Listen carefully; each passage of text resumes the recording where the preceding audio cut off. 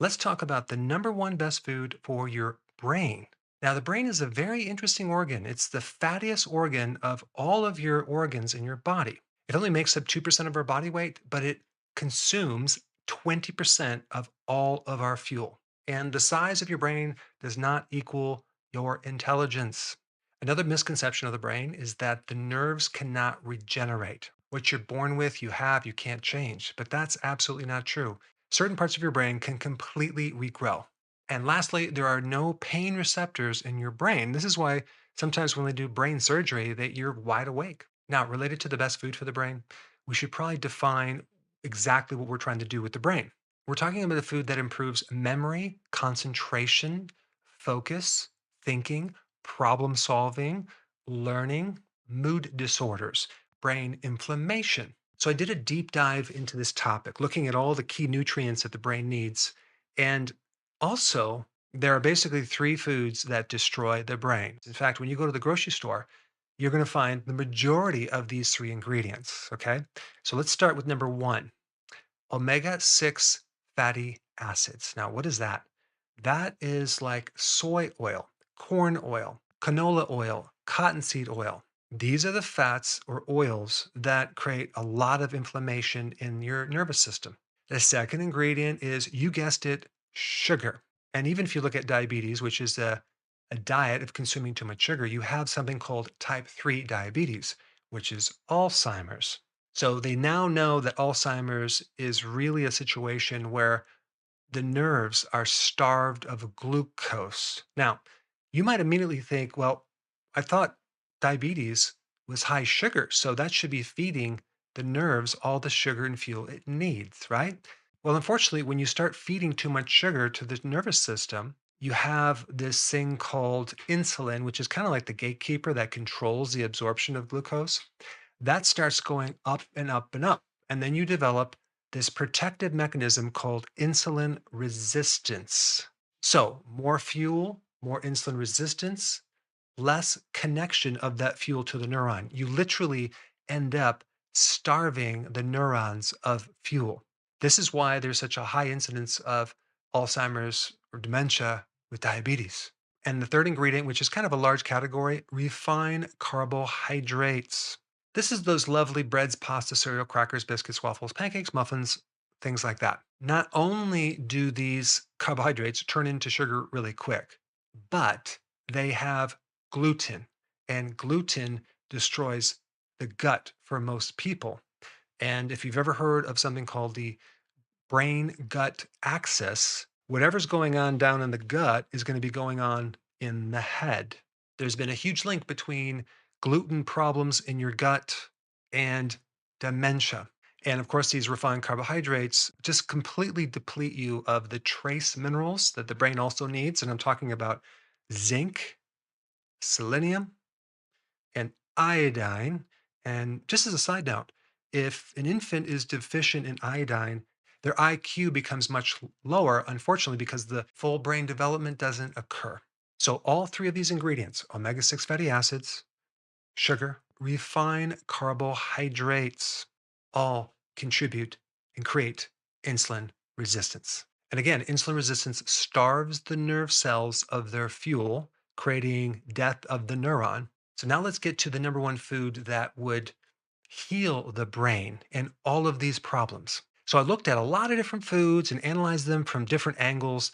And the best solution or the best food for the brain is wild caught salmon. Now, there's other types of seafood that you can use too, like sardines, but wild caught salmon is at the top of the list. The question is why? Because the brain is mostly fat. It's 60% fat, and 20% of that fat is made up of something called DHA. That is the omega 3 fatty acid that, that builds the structure of a lot of your brain. So, salmon is very rich in omega 3 fatty acids, not just DHA, but another one called EPA, which is involved in the next benefit, lowered inflammation. So, salmon lowers your inflammation. Salmon provides the omega 3, the building blocks of your brain, the fat that it needs. And as a side note, cholesterol by itself is very important, in the membranes of your brain.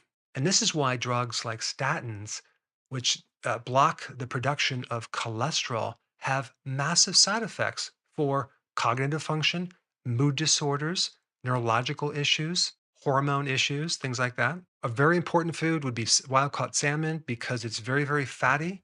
It's rich in cholesterol, it's rich in omega 3, which helps inflammation, as well as insulin resistance. You can help correct insulin resistance by this omega 3 fatty acid. Remember, insulin resistance is at the core of a lot of brain problems.